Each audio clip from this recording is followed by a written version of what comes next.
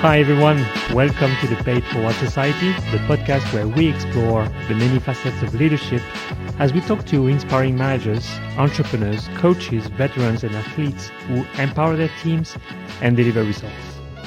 Together, we discover the keys to success through empathy, purpose and care. I'm your host, Romain Jourdan, and today I'm back in San Francisco. I'm glad to welcome today Holly Foxcroft, one of the most influential women in cybersecurity, and more importantly for today, a diversity champion. Welcome, Holly. Hi, thanks for having me. It is a pleasure to be here and in this amazing city. Yeah, indeed. Once someone gives you the right address in the right direction. I had a fabulous trip over Treasure Island, not much on there, and then making it eventually to the right destination. Yeah, so for context, I gave the wrong destination. I gave California Avenue, and it's California Street where I wanted us to meet. So I'm sorry about that. Actually, you were just doing me service that it meant I got more of a tour of the amazing city of San Francisco. Yeah, indeed. So today we will be discussing the importance of neuroinclusion, a topic that, Holly, you are incredibly passionate about. Yes. Your personal experience of being diagnosed with autism and ADHD as an adult has given you a unique perspective on the subject. And as we discuss how to set neurodiverse people up for success and deliver results, we will explore how universal communication can make people more successful. Yeah. So in a world where we can't afford to fail people anymore, Holly, you are advocating for neuroinclusion, and I'm really excited to have you sharing your journey and insights with us today.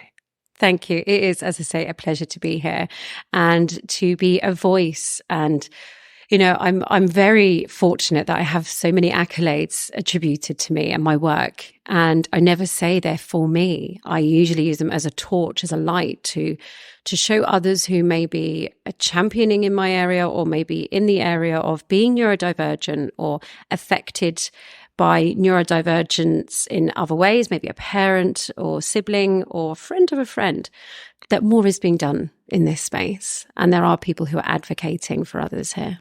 Yeah, that's really, really good. So the agenda for today, if that works for you, is talking about neurodiversity and what it is, defining also some of the concepts like or terms like ADHD and autism. Your journey into leadership would be super interesting also to learn, as an individual who is from the neurodiversity. And also I'd like to understand how we can be more inclusive as leaders, because I am a leader, and I know that some people in my team are on the spectrum of autism. Some have ADHD, so I want to make sure I understand from you how to best support them and make them successful. I happen to be also a father of two boys who have ADHD, so that makes me a bit more, incentivized to understand more about this. I've spent some time, reading and engaging with people about my boys, but here today, I'm also interested in learning how to do this as a leader. Because one day they'll grow up. Yeah, one day they'll grow up, and you want to know that the world is going to be there to support them one day. Exactly. Yeah. And we also discussed that we wanted to give people pointers to additional resources, because we won't be able to talk about everything that someone needs to know about this topic. And also, I think we need to recognize that there's no one definition of what autism is or ADHD is. It's the behavior will be different between two individuals. Absolutely. I think the saying that's really pertinent here is that if you meet one person with autism, you've met one person with autism. Just because we all may share a diagnosis, we're all individuals, and our characteristics although maybe similar in nature, affect us differently, affect how we experience the world differently, and then ultimately affect our relationships and how we come across to different people and how we experience things. So it's, although, yeah, we have the same flashing label above our heads, it doesn't mean that we are all experiencing things the same way. Yeah, perfect. So before we jump into this, could you introduce yourself? Absolutely. So I think we can all tell now from this very strong accent that I am British. Oh, yeah. I am British. No, so I'm British. I am from a little village just an hour south of London. And my current role is I am head of neurodiversity in cyber research and consulting. I have to take a big breath after saying the title at Stotteme Consulting. What that means is I support organizations and individuals in fostering a more neuroinclusive organization and culture. I support further research, both my own research, and academic and industry research into understanding neurodiversity, our relationship with neurodiversity, and neurodiversity, particularly within cyber, and of course, leadership and supporting strategic leadership, because diversity is strategy. And in an age where resilience is such a hot topic and something we all need to understand and fully support, because we just take it that resilience is something that's given to us. In order to be truly resilient, we need to make sure that we're looking after our employees. So my relationship with neurodiversity is incredibly personal. So yes, I'm late diagnosed. Autism or ADHD, I let whoever I'm talking to at the time decide which one comes forward more. But before that, I also became a mum, and my son is also autistic with ADHD. And and it's through passion of being a parent and seeing that things needed to change, because he was never going to not be autistic. He was never going to not have ADHD. And although his characteristics may change because he learns more about the world around him as he gets older, doesn't mean his needs may change. So if he's expected to change, then the world around him should as well.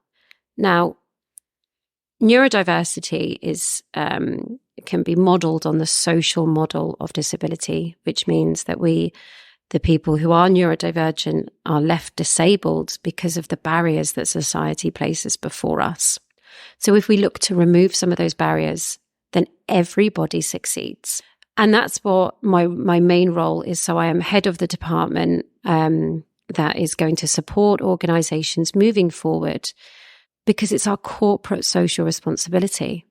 We have to take ownership that something needs to change, and it needs to be top down, because it's more of a culture change rather than, oh, I see this is the new buzzword.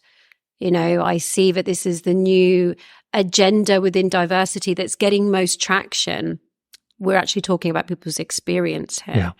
So neurodiversity, you know, it's a word we've said many a times at the start of this podcast, and there may be people out there thinking, I still don't know what they're talking about. So neurodiversity is a term coined by Australian sociologist Judy Singer, in that we all as humans think, learn, process information differently. And that difference is natural human variation. Like we all have different eye color, different hair color, different skin color. It's natural variation, as is the way that our brains work and think and process. But unfortunately, the way that society has shaped the way that communities have forged together, it means that often neurodivergent individuals who do not fit that social construct are often then ostracized from a society. And I'm going to shed light here that it isn't always social barriers. There are individuals, neurodivergent individuals, who are left physically disabled by their conditions. So although there is a huge movement around the social model of disability, this can medicinally and physically affect many individuals. So Sorry. Sorry. How so? How? So, for instance, ADHD. Mm-hmm. There are 3 forms of ADHD, which some people don't realize. The first is inattentive, which is what most females are affected by, and that means it's all in our brains. And the best way to describe that is we've got a million tabs open at any one time. One's playing music, one's got a video buffering where we've forgotten what we're supposed to be doing, but it's actually quite a critical job. Although on the outside, we look cool as a cucumber. Mm-hmm. We then have the hyperactive side. And this is the one that many can actually distinguish as being ADHD. And this is where it physically manifests. So they physically are unable to sit still, and they have much more stimming movements where they will physically move and shake. And then the third is kind of a mixture between the two. Now, personally, I have more of the inattentive side. How may that affect me medicinally? Like, how does it medically affect me? Quite simply, it exhausts me. It physically fatigues me in that I get brain fog and I feel physically unwell. You know, the brain and the body are connected, and our mental affirmations and our mental thoughts can tire us. Mm-hmm. There are other co-occurring conditions that can be linked to neurodivergent conditions. For instance, there has been academic and medicinal research into Ehlers-Danlos syndrome and autism, which is the hyperconnective tissue between the joints. And there is a higher number of autistic individuals who will experience this. There are other conditions such as Ehlers syndrome, which affects the eyesight and how they can concentrate. And as well as some physical attributes to other neurodivergent conditions like Tourette's syndrome may physically disable a person because tics can be so violent. It can become so violent that they are physically. It also means that with certain neurodivergent conditions, it affects our central nervous system. Anything that affects your central nervous system affects your sensory profile and your sensory needs.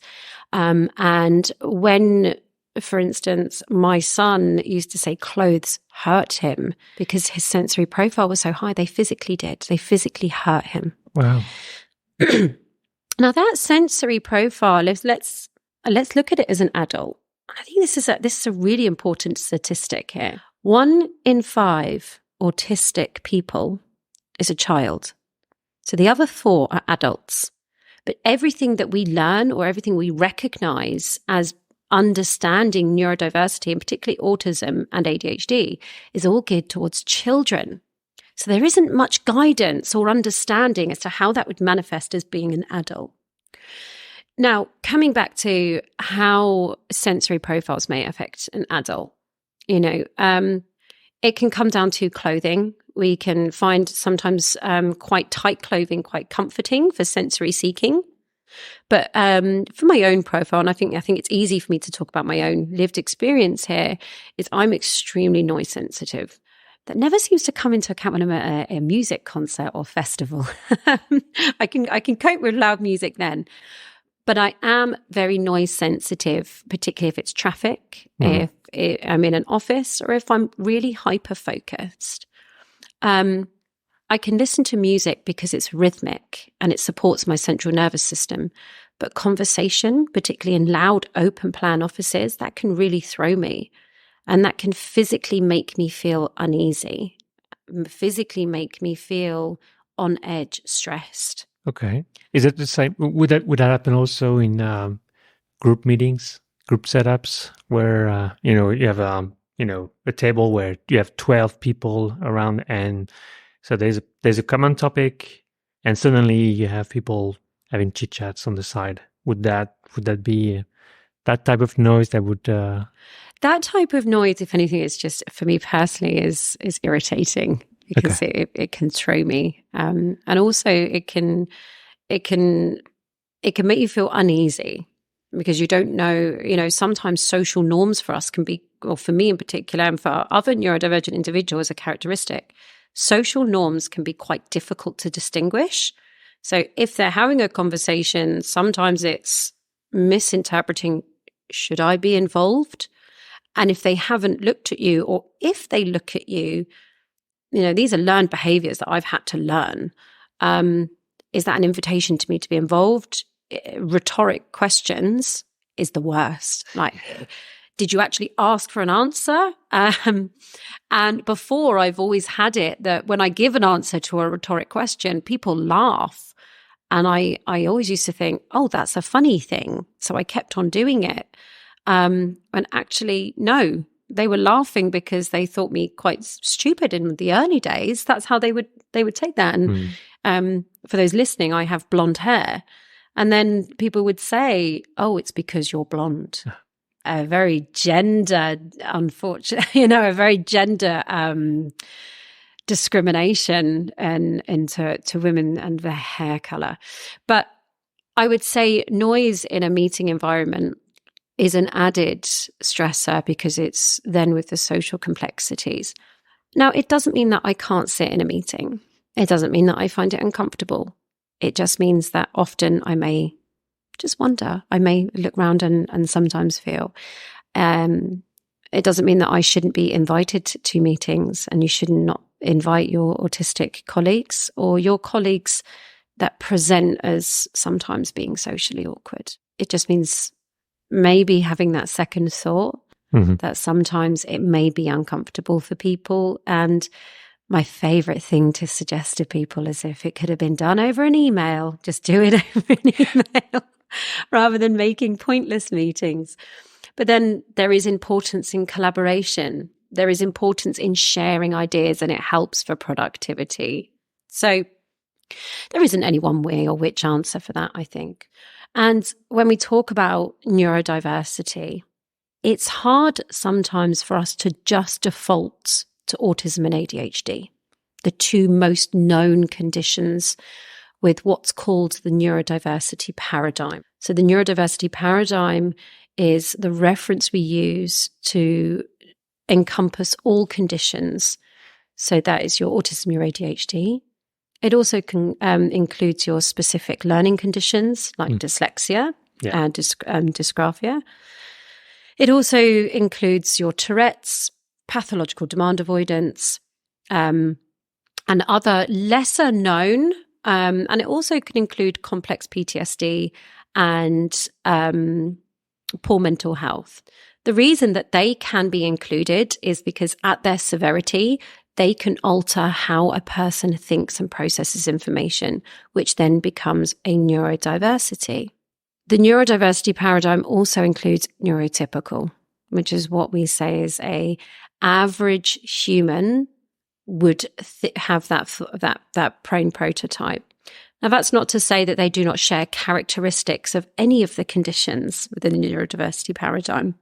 We all have shared characteristics, but it's whether those characteristics limit that individual to complete tasks or to live as they should be able to comfortably that would meet as a diagnostic criteria. Now, the beauty of being neuroinclusive and taking neuroinclusive practices and cultures is that it means everybody benefits. Nobody suffers when being neuroinclusive. And that's because it's fostered, one, through empathy and understanding. We all do think and learn differently regarding of our neuro status. We have preference. Some of us prefer to listen through audio, some prefer to read books. Being neuroinclusive means that you have every tool available to support all individuals. So again, nobody does not benefit from being that neuroinclusive. But also, we aren't just talking about the 15 to 20% of individuals that are diagnosed with a neurodivergent condition. Being neuroinclusive also helps managers and leaders who may be neurotypical in supporting a neurodivergent workforce, in how they can, commit to one-to-ones, how they can do one-to-ones, meetings, and offer supports in growing somebody's career within their team and giving them the right support to do so. And sometimes growing a person's career isn't putting them through leadership up a hierarchical pyramid of what we think the traditional form of climbing the career ladder looks like. Yeah. quite often a person's quite happy staying where they are, and that's okay. But it's not to it's not to limit them. There are other ways to grow their career and support that individual. So neurodiversity, when we talk about neuroinclusion, again, for leaders, it's also supporting them in supporting neurodivergent teams. So I think I have several ideas here or thoughts. The first one is that when I'm talking about empathy, understanding, feel that that should be the role of a leader, irrespective of the condition of the person in front of them. So ideally, we should all, as leaders, be equipped to support anyone. But I guess there are some behaviors that may be considered as problematic while they are symptoms of the condition of the people. And if you are not aware of those as a leader, you may misinterpret them. An example of mine would be someone in a team that I experienced. So in team meeting setup, this individual would prevent the rest of the group to make progress because they would need to get answers because if we were talking about a topic, for example, they would like to go as deep as they can to understand the full picture, to understand everything, and they were missing the cues or the social interaction or from the rest of the group to understand that we should move on to another topic. Yeah. So now we're going to tread into the elephant in the room questions that I like to say. And we need to have these conversations because this is how we start to fully understand. There are particular things within neurodiversity that people are too scared to ask. And this is one of them. The harder side of managing neurodivergent individuals. Excuse me. So when we come to looking at managing neurodivergent individuals, there are characteristics which we may see as different from what we have and how we act, or different into the ways that we work as society or within our organizations. Now, being empathetic means understanding why a person may want to do that, but does it work? Does it work that person at that time asking all of the questions that they need to when in the reality, the business meeting or the room is only set for a certain amount of time and people do have other things that they maybe need to be doing. So let's look at this realistically. We know that the individual may need in context to go into a lot of detail. Let's think, how does that detail need to be given? Does it need to be there and then? If it's a meeting about giving somebody instruction, then that instruction could be given before the meeting. So then it gives that individual the opportunity to research and then come up with that constructive questions during the meeting then, rather than thinking on the spot and processing. Many people with neurodivergent conditions have longer processing time. So if you give them information, it's going to tick like a clock for it could just be minutes, it could be an hour, and then they're going to come back. So a real neuroinclusive practice is having information available before a meeting, or if that is unavailable and you need to discuss it during the meeting without giving it, beforehand, have it printed out, and then the individual can make notes on what they need to further understand or what they want to know further about, which can then be followed up in a separate meeting, or you can collaborate on a Slack space. Because actually maybe someone else in the room is thinking the same thing, but doesn't have, they don't want to put their hand up and ask the same question. But there are other ways to collaborate. And it's about making people still feel valued, that they can ask those questions. You don't want to create an environment where people are too scared to ask. Sure. Yeah. But it's about thinking differently on how can those questions be asked? What are different ways? Other areas. There are elephant in the room questions, and I think we should definitely get these out the way, because many are seeing neurodiversity, one, as a buzzword that's maybe not going to go away, or maybe that will go away. And two, people are seeing it as just more work. It's just another diversity initiative that will work itself out in the end. Unfortunately not. Neurodiversity requires every person in society to take the responsibility for change in how you treat people, both inside of business and organizations and in your personal life, because neurodiversity is everywhere and it's being affected. People are being affected everywhere. And it is a collaborative initiative. So it's down to you as an individual to learn and break your unconscious bias. And this is actually going to go back to what you said earlier, where you said naturally leaders need to be need to have empathy. And what we think empathy is a leader saying, yes, I hear you. That's different. Okay, so a leader will take on information just to listen, but not to understand. And we're not expecting our leaders, and we're not expecting now a community of people, like big communities of people, to suddenly become experts in neurodiversity, because that's unattainable. I spent my career doing that, okay? It's hard work being a master of neurodiversity as such. But what we can do is break down what we think we know. And it's hold your hand up and say, actually, I don't know. Actually, what I think I may know isn't correct.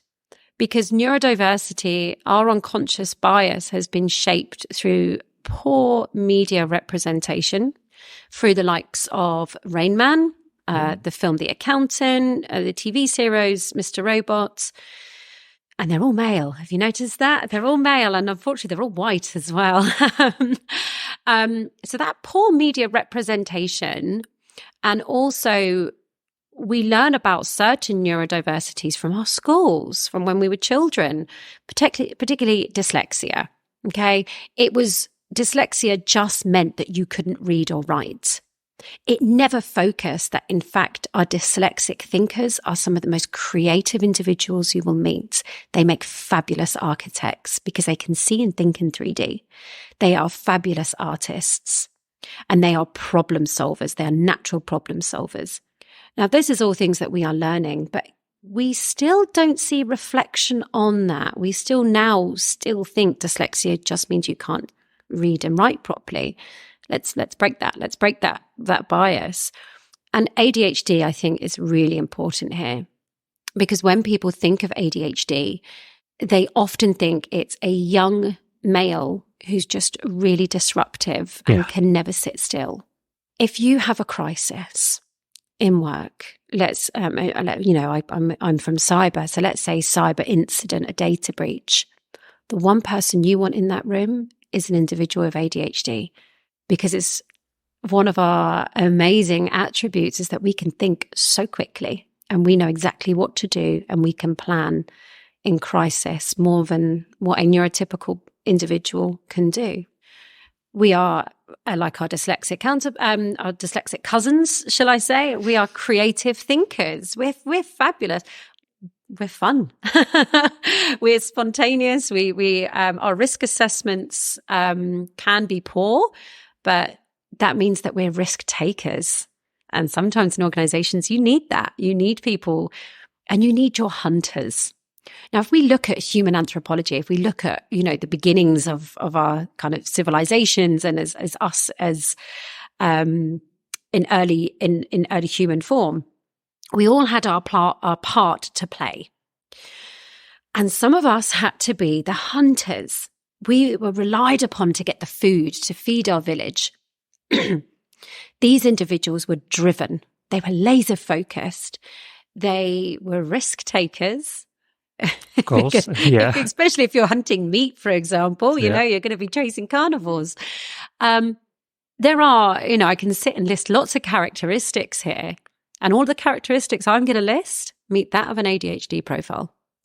You also had your permaculturists, your individuals who were very sensory aware. They knew the weather. They knew the ground. They knew how to nurture. They knew spatial awareness for seeds, figuring out, they didn't have gardening magazines and other people to learn from. They were very puzzle orientated. All of these characteristics meets that of an autistic profile. You then had your storytellers, your elders or your individuals who would teach the younger members of your village or your tribe, and they would draw the pictures on the wall. And they would share through storytelling and through community, both their religious rites or how to stay safe of dangers. That's a good one, yeah. It's your dyslexic people. It's only through our societal changes that we've gone, because you're acting differently to how we now say is the way to act, that we're going to criminalize you. And this is... I'm going to pick up on a word I said earlier that may have offended a few people sometimes, is that I said shiny big label. Because many people think, no, I don't want to be labeled. Yeah. I'm going to break that. I'm going to give you my understanding on that, or my thought process. Labeling is a way of identifying someone or something. And when we label someone or something, it gives us information. And historically, if someone did something wrong in society, we would want to label them as deviant. That would be putting them in stocks, hanging them high, dead or alive, unfortunately, hanging them high. But by identifying that individual as deviant, as different. Now, in our education system, in particular in England, if an individual would, and it would be male, unfortunately, because most males went to school while the females stayed at home. If they learnt differently, or if they couldn't learn, and if they misbehaved, they would be sent into the corner of a classroom, either made to stand up and face the wall, or they would be sat on a stool, and they would have a big hat placed upon their head, and they would be labelled we would call them a dunce, the dunce hat, the dunce being the bad one of the class. So you're labeling them as criminogenic again. Now take a really nice jacket, right? And the jacket gets dirty. You want to wash your jacket. You're going to have inside that jacket a label. And on that label is a specific set of instructions to get the most out of this garment. It's all labeled. It's a jacket. A jumper may have a same label. Mm-hmm. They all have different labels, but on those labels are specific set of instructions, helps you get the best. It's the same. Your diagnosis is a label, but your specific set of instructions is different to every individual, regardless of your neurostatus. We all have a label. We just need to break away from the stigma that a label is something bad. A label shows you how to get the best out of something, the best out of that jacket, the best out of making somebody learn in the right way. Just because somebody isn't maybe perhaps academic, they could be perhaps one of your best engineers because they can see the way that things may fit.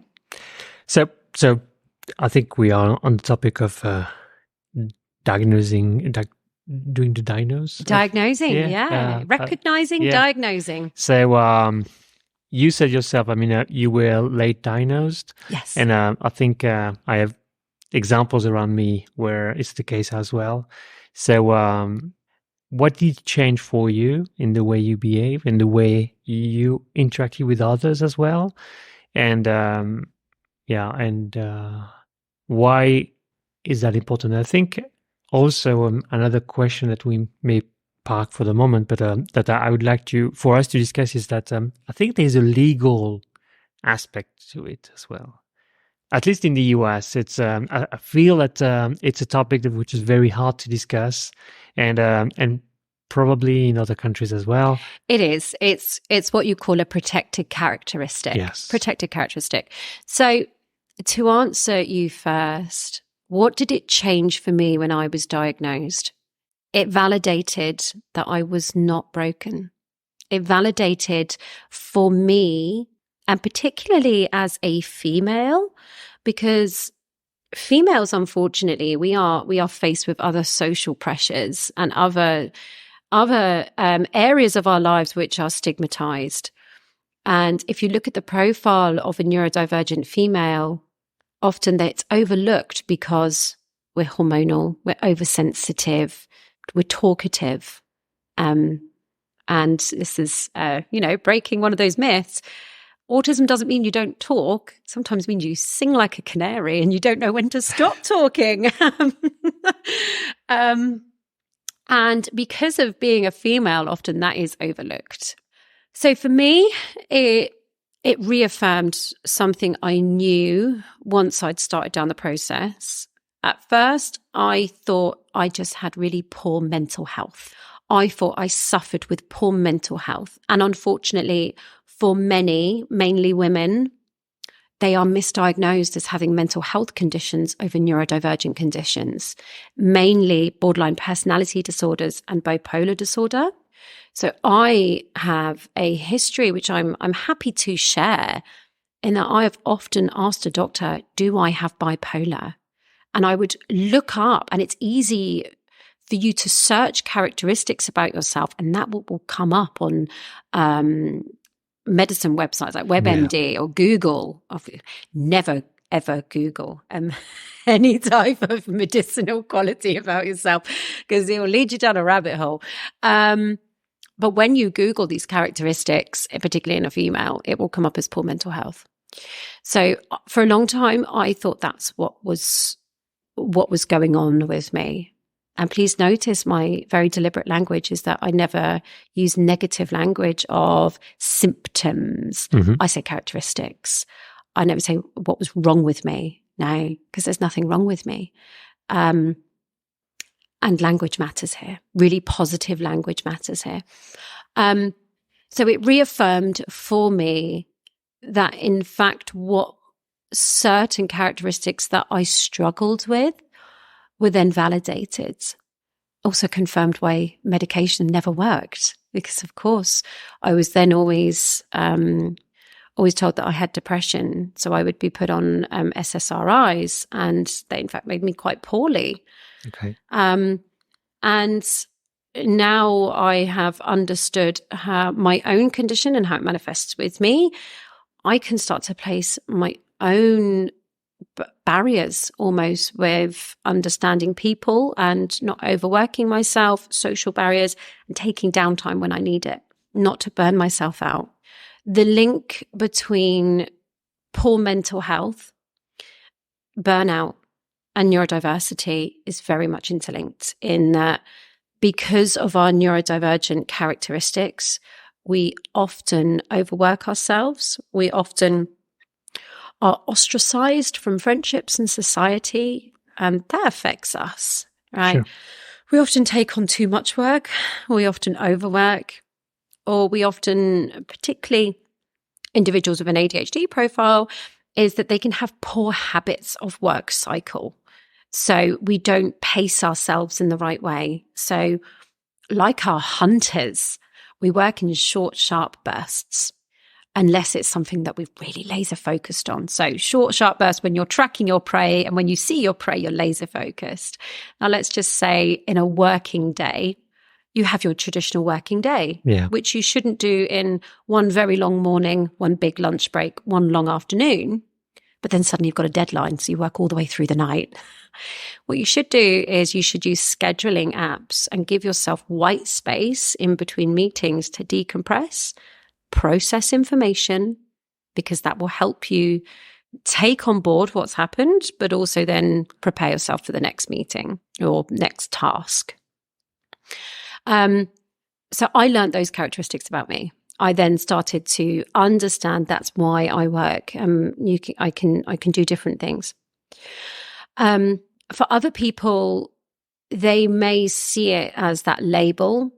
It just opens doors for you, particularly if there are any listeners here where they may be listening to this podcast, not for themselves, but for their children. Mm-hmm. As advice from a parent, having your child diagnosed does not limit them in any way.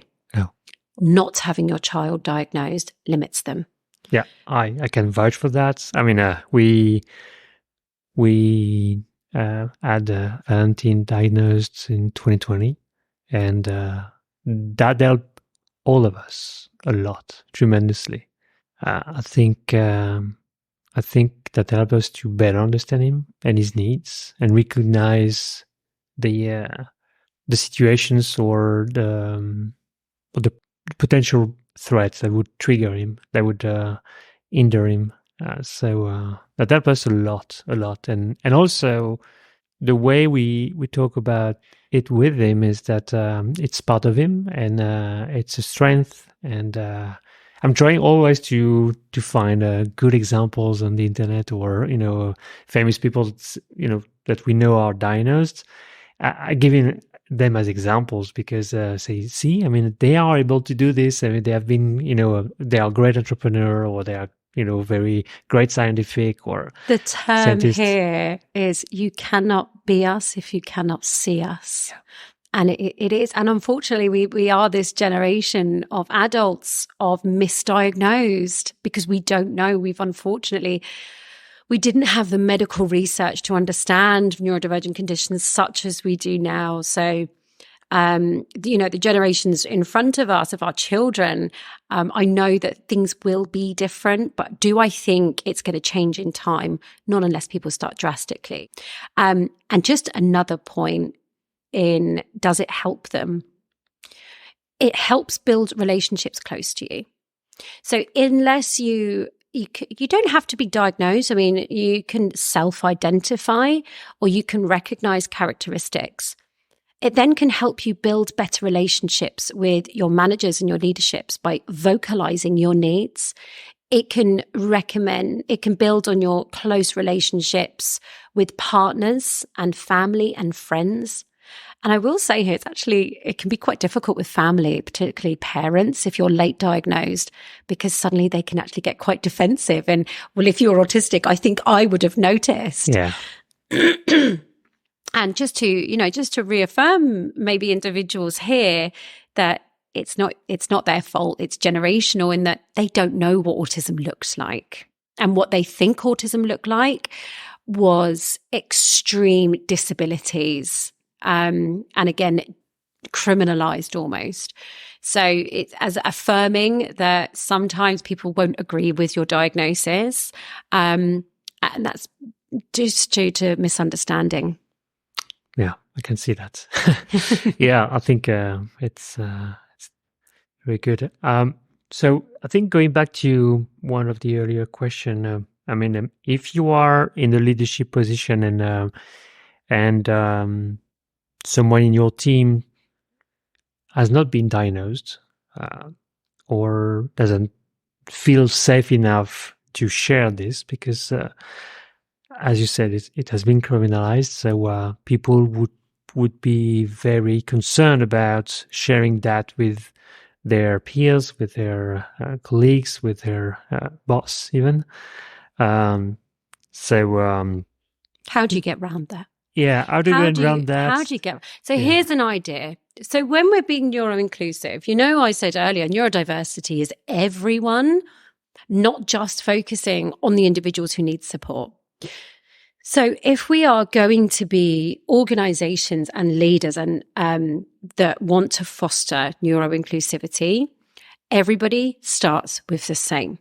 Everybody is entitled to that support. And that can be established by bringing to attention, hi, we're trying to be neuroinclusive. Here's a brief introduction as to what neuroinclusive is. Here's why we're doing it. And then starting with a neuroinclusive policy, nothing about us without us. So then you're giving that opportunity for the individuals within your organization, whether they already have put their hand up and made aware that they have these conditions or have been worried too. Just that first opportunity. Then everyone within the organization will take part in pacing exercises. And this will develop what I call the neurodiversity passport. Everyone has one. And all that looks at is identifying the needs or best ways that you work in accommodations. It's a working document because often people fill out these things on the day of how they are, when neurodiversity passports need to be on reflective of stressful environments, days when maybe your mental health's a little bit low.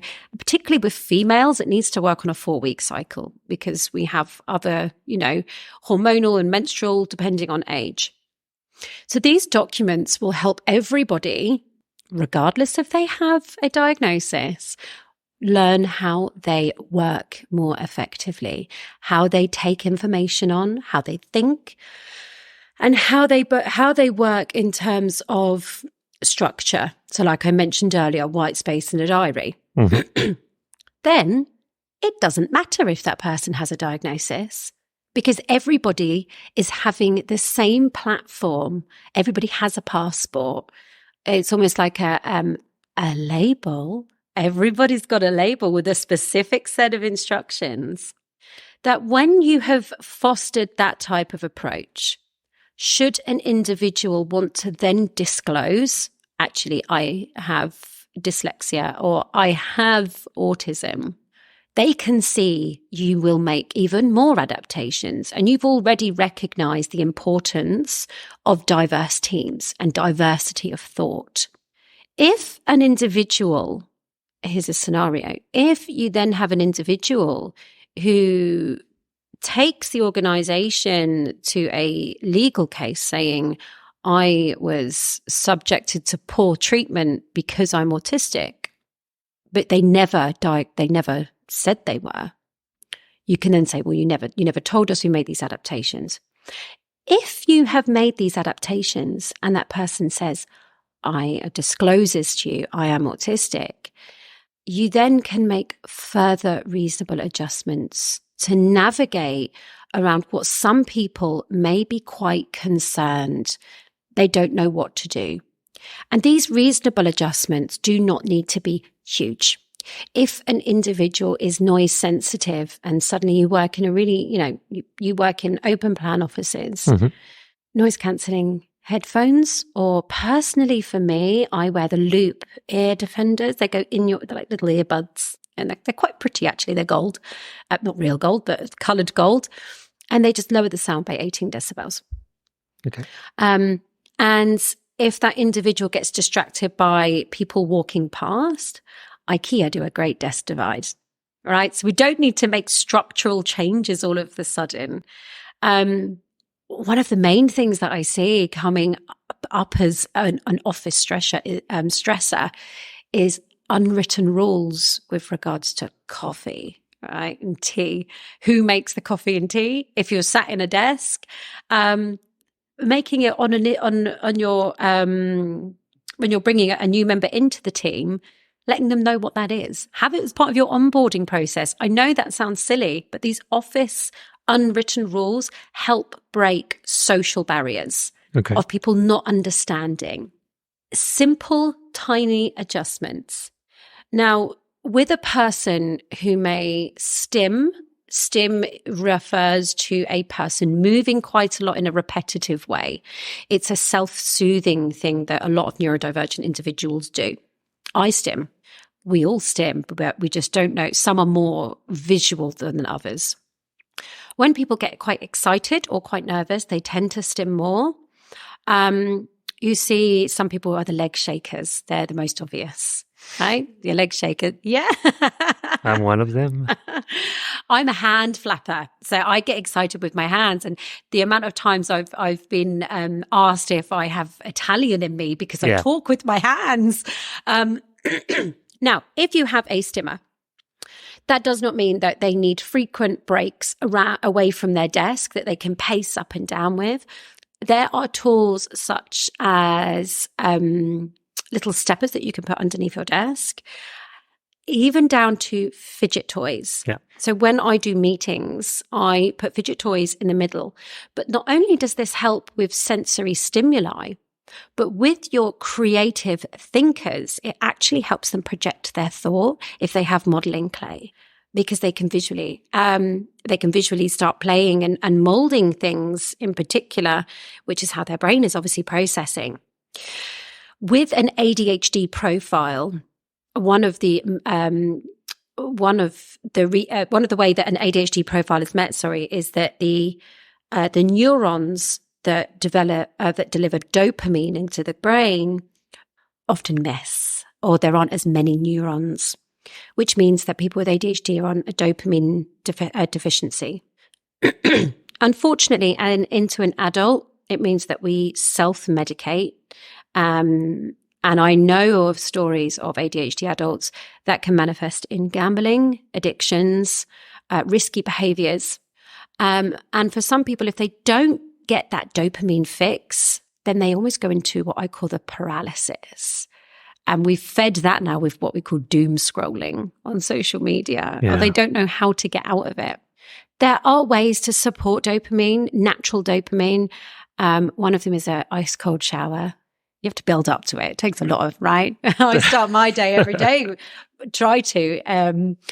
But that naturally feeds into your dopamine, and it can actually help support people start their day. Okay. Also, executive functioning. People who are neurodivergent, particularly ADHD, can have poor executive functioning. So giving them the tools on how to plan and how to support that. That can be in terms of planners. I mean, ask any individual with ADHD how many notebooks and planners, and they will shamefully show you what I always refer to as the notebook graveyard.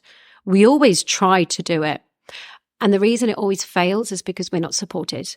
So as a manager in leadership, if you continually support that that's just the way we do things, we continually use these planners and we all use the same one, it's universal, then it encourages a behavior that supports that individual to make plans, not forget meetings or not forget critical information from a meeting or from a phone call, rather than ending up in notebook graveyard with lots of different coloured notebooks, some fairies, some with affirmations of positive reflections on.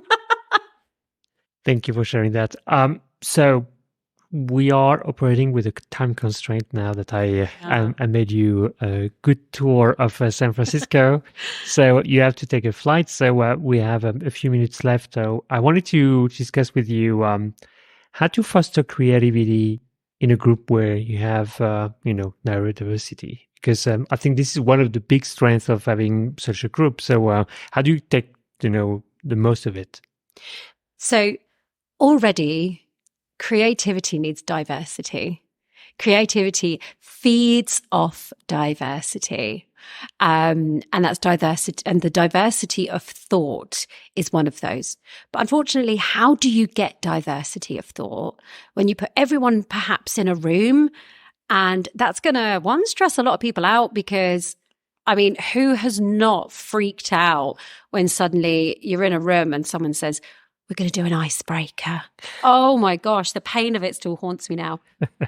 So let's think of how we collaboratively think. Does it need to be in the same room? Does it need to be in any which way? Let's think of ways that we can get ideas together. For some people, it is sat round a table, maybe with a board in front of them, drawing things out. For some people, it may be giving out giving out information of what we need to collaborate on, saying to them, go and sit in a park, go and sit in a library, where is comfortable to you to come up with an idea. Do you draw ideas? Do you need to read and it will suddenly come to you at 2 a.m. in the morning? How we think creatively isn't just sat in a room, huddled together. It may be in differences. It may be taking in 4 meetings rather than 3. And I think environment is a lot to do with creativity. Yeah. It feeds into your senses. Get outside, stretch your body. Creativity, if we're in like a small office, we're limited. Our brain's limited. We're looking at the same 4 walls. So where are we going to get that sense of creativity from? So use your environment around you. Don't just limit it to one way of thinking. Find different ways and do it with different people. Maybe put 2 people together and then those 2 people split them up with other people, because putting everyone in one group may not work for everyone. Sure. Cool. Yeah, I need to walk often. I need to do that. Okay. How do you hold people accountable? Because you said earlier that some needs planners, some we will miss meetings and deadlines and so on. So The first thing we need to realize is that people are going to get it wrong. And you just need to make space that you're going to accept that it's not going to work straight away. Being Neuroinclusive means finding the right way for people. So giving people leniencies of when it might not be right until we find the right way. So remember I referred to those pacing exercises? That means we are finding the right way for people to work. So in that interim of us working together, but individually in finding the way, we're going to sometimes not recognize where we are failing, and we're going to need people to pull us up. okay. This is effective management, and this is effective leadership. Identifying when a person is failing, and instead of chastising them and coming down and saying, this isn't working, saying, hey, I see this isn't working. Let's change it. Why isn't it working? Sometimes people may be quite resistant against that, saying, no, it's working, but no, being open to why. And then maybe speak to, if your organization is large enough, hey, with another manager, I've got this issue. Not saying with who. Do you know with any tactics? Let's collaborate. Let's work together to find the best for other people. I'm good with that. Thank you. You're welcome. So, yeah, I think you mentioned that several times, but how, as a leader, and actually everyone, because we're operating in teams most of the time, but how can you change your unconscious bias? I mean, what are the things that the recipe that you found very useful? Well, unfortunately for our listeners, changing your unconscious bias isn't just going to be from one podcast. It's going to take time because you don't know what your unconscious bias is. So the first thing is exposure. Expose yourself to diversity and what you feel uncomfortable with. So what do you find uncomfortable about neurodiversity? Is it that people can be disorganized? Is it that people may act differently? Education. Educate yourself from various different avenues. Don't just take one person's word for it. Do not try and become an expert. That's who I am, as I've already said. Don't try and become the expert because you're then going to lose sight of what other things you do. And your unconscious bias then changes completely, maybe, or it makes you more resistant. Mm-hmm. And secondly, be accountable that you are biased, whether it's unconscious or not. Be accountable that you don't know. Hold your hand up. This is the first step. So by anyone listening to this podcast, you're already making that first step to saying, hey, I think I need to learn something here. Where can you now go? So where can I point you in the direction? First off, ask within. Say to other managers or other people in your lives and say, have you heard about this? Do you know anything you can teach me? Secondly, look to your own organization. Talk to your people management and your HR. Hey, what do we do around this? How can I be supported to make sure that I can be more neuro-inclusive? Or do we have a strategy here as a DE&I initiative to start supporting more people in this way? Mm-hmm. Because of course it then affects mental health and mental well-being and employee well-being. And the last one is make it a boardroom subject. Diversity is strategy from the top down. This needs to be spoken about as a strategic movement at board level that we are collectively starting to change the way we address neurodiversity. It's not, back in the day, it was gender diversity meant putting up pink balloons on International Women's Day. When it's not, it's putting in menopause policies, baby loss policies. It's actually supporting your women into organizations. Same with neurodiversity. Don't just respect that people may not be able to read and write or comprehend some information. It's about breaking down your social, cultural norms and how you address performance management and leadership within. I like that. Thank you. Thank you so much. So we are heading towards the end of the show. So usually I ask I'm curious about how you keep learning and growing as a leader. I don't see myself wholly as a leader yet. I see myself that I'm walking with the crowd and I'm just not leading them. I'm just at the front steering everyone in the right direction collectively. I'm collaborating. How do I learn? Is I expose myself. If I don't know something, I don't just accept that I don't know. I want to know why I don't know. And I want to know differences of opinions. I never just take one person's word for it anymore. I never just take one person's point of view. I'm a reader, so I read. However, listening to podcasts is fantastic. But the main piece of advice is listen to people's lived experience. That means more than most research because it's more heartfelt. If you want to be empathetic, learn from people who have walked in the shoes. I think I mentioned actually at the beginning of the podcast, whenever I'm seen as a leader, I don't see it for me. I see it for everyone else and for the people yet to come. So I lead for other people to be leaders ahead of me. Perfect. That's exactly why I'm doing this podcast. Yay! Would you have a book to recommend or something that you found so good that you would offer to everyone? Could be a video, a training, another podcast. I will recommend a book. I will recommend a book, and it can be taken into context for leadership, but it's actually for understanding autism. It's called Why I Jump. Why I Jump? It looks through the eyes of an autistic individual.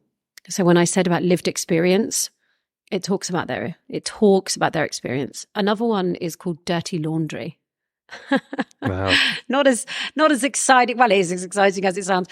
It's about the shame that people with ADHD face in their adult lives and exposing why we are like that. But also it lifts a lid on the side of ADHD, one, that can be quite challenging, but two, it offers suggestion on how to be better.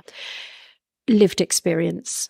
So the individual who wrote this, Rox, her name is, wrote it with her partner, Richard, and it's their lives with her being with ADHD.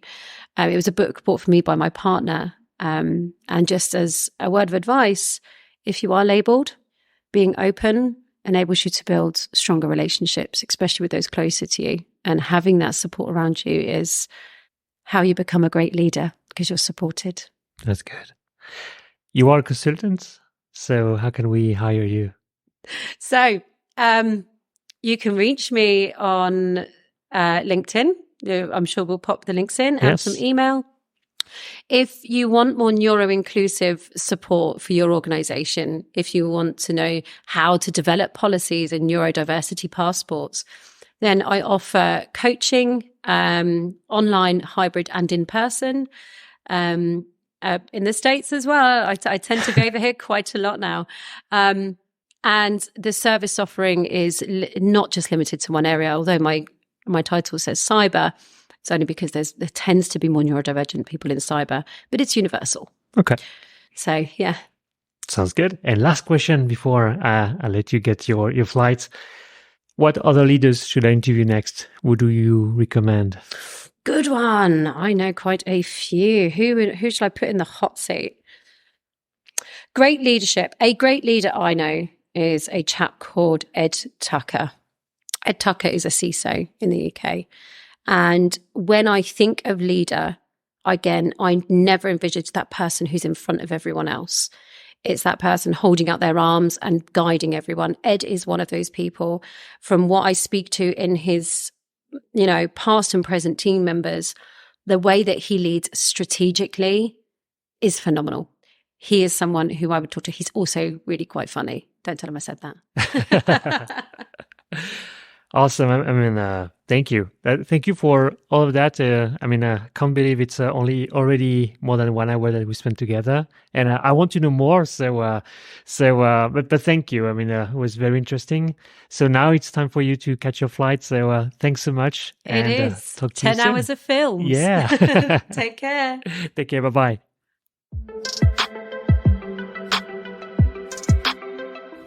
You stayed until the end. Thank you for listening to this episode of the Pay It Forward Society. If you enjoyed it, please subscribe and share it with at least 2 people who would benefit from this discussion.